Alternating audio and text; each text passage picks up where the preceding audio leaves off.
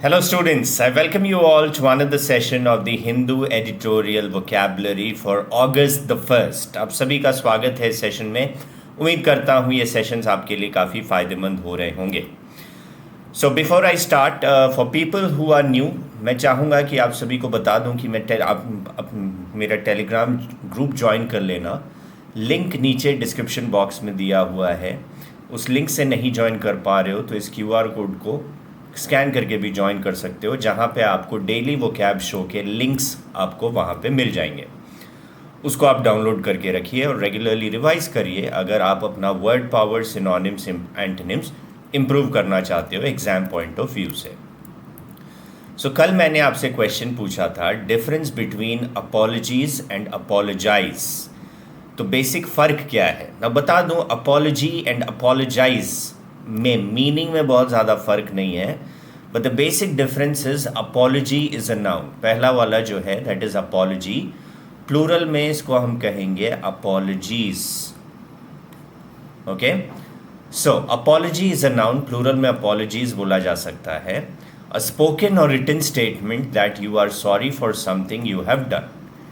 माफ़ी मांगना, okay, a spoken या रिटन स्टेटमेंट, किसी से आप माफ़ी मांगते हुए लिख रहे हो या कह रहे हो तो that is an apology. Hindi में क्षमा पात्र या माफ़ीनामा बोल सकते हैं, that is an apology. Sentence है the employ rendered an apology for having disclose secret company information to the competitors. Okay, employ ने rendered an apology, generally professional life में रिटन रूप में ही अपॉलजी दिया जाता है। सो एम्प्लॉय ने एक अपॉलजी लिखा क्योंकि उसने सीक्रेट इन्फॉर्मेशन जो है वो डिस्क्लोज कर दिया था कॉम्पिटिटर्स के सामने। So he rendered an apology, that's the meaning, simple. वहीं अपोलोजाइज अगर आप लिखोगे तो अपोलोजाइज एक वर्ब के तरह काम करता है। अपॉलजी नाउन है, अपोलोजाइज वर्ब है, which means to say that you are sorry for something that you have done.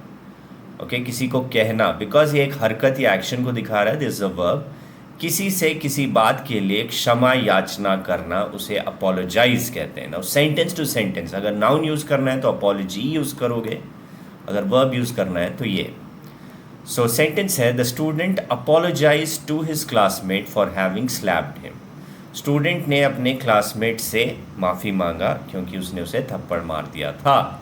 So apologised के साथ ये भी याद रखना हमेशा टू आता है जब अपोलोजाइज वर्ब के तरह यूज़ होता है। यू अपोलोजाइज टू समवन, जिसका मतलब यू आस्क फॉर फॉरगिवनेस। किसी से आप माफ़ी मांग रहे हो, अपोलोजाइज टू समवन ऐसे कहते हैं, ऐसे बोला जाता है। तो चलते हैं आज के वर्ड की तरफ। सबसे पहला वर्ड है stringent. Not a difficult word, आपने पढ़ा तो बहुत बार होगा। सिनोनिम पूछूंगा तो फंस जाओगे, इसलिए ये वर्ड्स लेके आता हूँ ताकि सिनोनिम एंटोनिम्स में आपको माहिरता हासिल हो। स्ट्रिंजेंट एक एडजेक्टिव है which means used about a law, rule etcetera, very strict. ऐसी कोई कानून या ऐसी कोई लॉ या रूल जो बहुत ही ज़्यादा स्ट्रिक्ट हो। हिंदी में कानून, नियम आदि बहुत कठोर जो हो तो उसे स्ट्रिंजेंट कहते हैं। सेंटेंस था the Supreme Court order granting bail to activist Vernon Gonsalves and Arun Ferreira demonstrates how even under a stringent anti terrorism law denial of bail need not be the norm and preliminary assessment can lay bare the weaknesses of a police case. ना यह article जो था, यह article आपके Hindu editorial में आया था Bhima Koregaon case. अगर आपको पता होगा कि भीमा कोरेगांव का केस क्या था, अगर नहीं पता है तो गूगल करिए डिटेल में, नहीं तो मुझे समझाना पड़ेगा। भीमा कोरेगांव केस में कई लोगों को ऐसे ही फंसा दिया गया था as a political vendetta. Okay, झूठे केसेस में फंसा दिए गए थे, फ्रेम कर दिए गए थे। तो उसके बारे में लिखा था कि उसमें सुप्रीम कोर्ट ने बेल दे दिया एक्टिविस्ट वर्नन गोंसाल्विस एंड अरुण फेरेरा। इससे यह पता चलता है कि जो एक स्ट्रिंजेंट एंटी टेररिज्म लॉ है, जिसे आप UAPA कहते हो, इसके तहत इनको अरेस्ट किया गया था।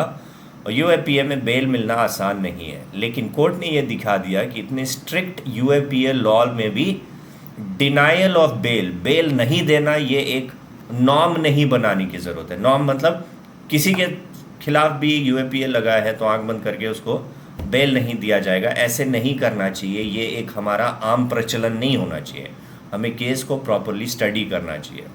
एंड अ प्रिलिमिनरी असेसमेंट जब किया गया, उससे पता लगा कि वीकनेसेस ऑफ अ पुलिस ने जो केस किया उसमें प्रॉपर एविडेंस कुछ था ही नहीं, और पुलिस ने कहाँ कहाँ लूप होल्स थे सभी उसके उजागर हो गए।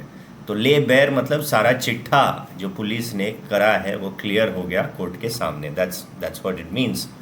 Synonyms of stringent are binding, strict, rigorous और रिजिड। सभी का मतलब होता है सख्त या कठोर, ये सारे सिनोनिम्स हो जाएंगे। Antonyms could be amenable, facile, lenient और प्लायंट। ये सारे एंटोनिम्स हो सकते हैं for the word stringent. Amenable, facile, lenient and pliant. Okay, तो अगला वर्ड जो आज का है दैट इज रीजनेबल। रीजनेबल एक एडजेक्टिव है। Reasonable is an adjective. इसको मैं ठीक कर लेता हूँ, जस्ट अ मिनट। यहाँ पे वर्ब लिखा है, reasonable is actually an adjective. Okay, reasonable एक एडजेक्टिव है जिसका मतलब होता है fair, practical and sensible. Reasonable एक एडजेक्टिव है जिसका मतलब fair, practical and sensible. Hindi में उचित व्यवहार और विवेकपूर्ण। उचित व्यवहार और सोच समझ के करना, दैट इज रीजनेबल।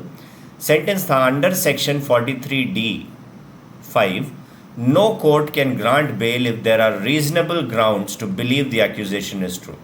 ना किसी के खिलाफ UAPA लग गया हो तो उसके खिलाफ कोई भी कोर्ट बेल नहीं दे सकती। ये उसमें प्रावधान है कि अगर थोड़ा बहुत भी ग्राउंड से ये बिलीव करने के लिए कि वह किसी एंटी नेशनल एक्टिविटीज़ में शामिल था, थोड़ा बहुत भी अगर एविडेंस है या थोड़ा बहुत भी कोर्ट को लगता है, तो कोर्ट ग्रांट किसी हाल में नहीं दे सकती। तो बहुत ही सख्त कानून है ये UAPA वाला।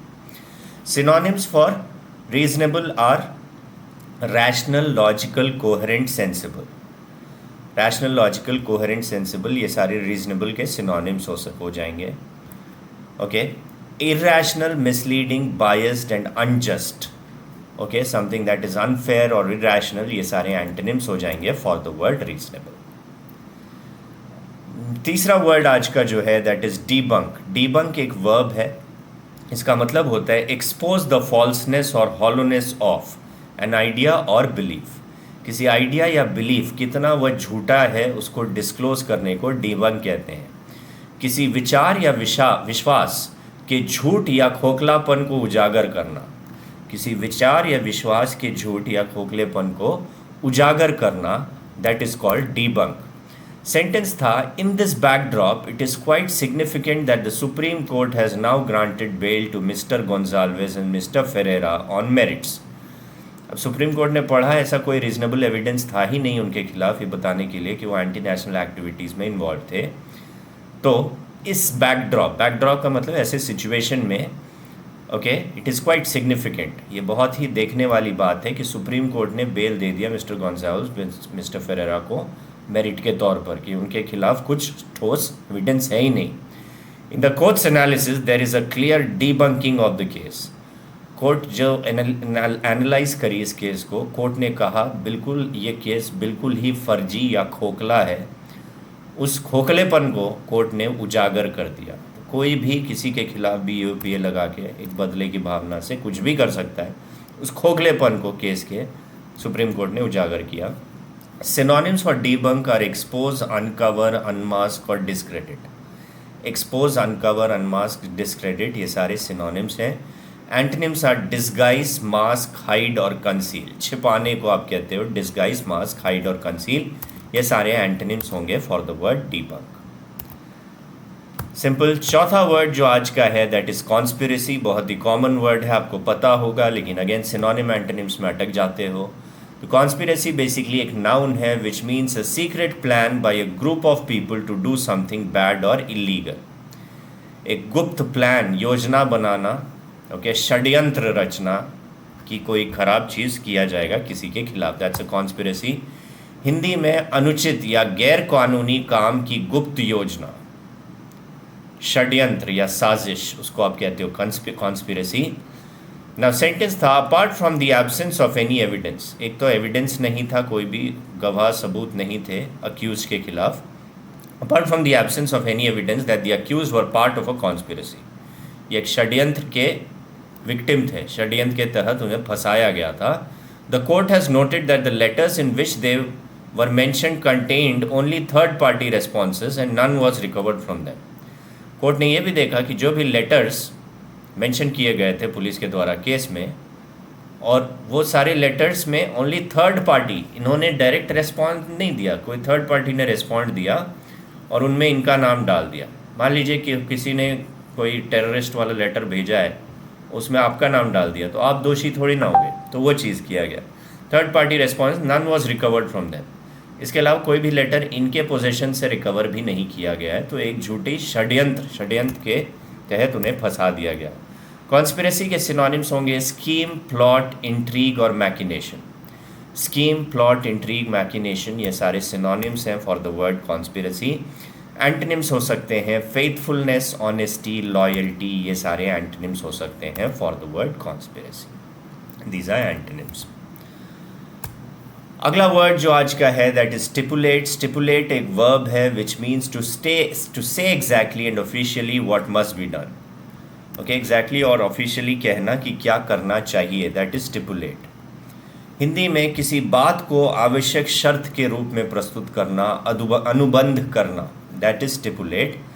सेंटेंस था among those arrested in this case lawyer Sudha Bharadwaj was released on default bail. जो अरेस्ट हुए थे भीमा कोरेगांव केस में, उसमें सुधा भारद्वाज को रिलीज़ किया गया डिफ़ॉल्ट बेल में। That is due to the chargesheet against her not being filed within the stipulated time. Default bail में इसलिए रिलीज़ कर दिया गया क्योंकि सुधा भारद्वाज के खिलाफ कोई चार्जशीट, जो समय निर्धारित समय उसके दौरान चार्जशीट फाइल ही नहीं किया गया पुलिस के द्वारा। ओके, सो निर्धारित समय, दैट इज स्टिपुलेटेड टाइम, जो कहा गया है वो निर्धारित समय। And Telugu poet Varavara Rao got the benefit of bail on medical grounds.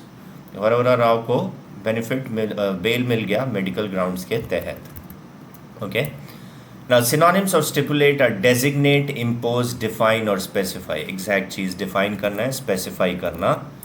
Antonyms इसके हो सकते हैं कंफ्यूज, मडल, अनसेटल्ड और मिक्सअप।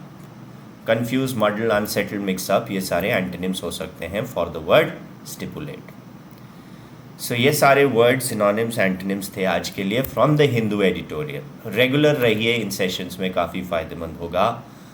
कमेंट करके आज आपको बताना है difference between elicit and illicit. Elicit और इलिसिट में क्या फ़र्क है, कमेंट करके नीचे कमेंट बॉक्स में बताइए। कल डिस्कस करूँगा इस वर्ड को।